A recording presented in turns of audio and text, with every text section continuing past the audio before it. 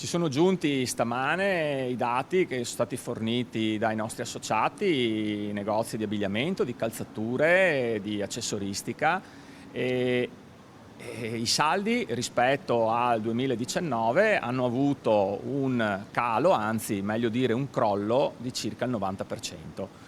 Questi i dati negativi per il commercio padovano.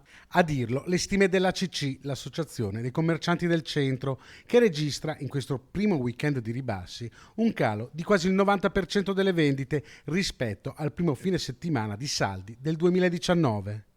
L'emergenza sanitaria ha colpito duro il comparto del commercio. I negozianti speravano di invertire la tendenza con le svendite di fine stagione. Se i dati non miglioreranno, saranno in molti a dover abbassare le serrande per sempre.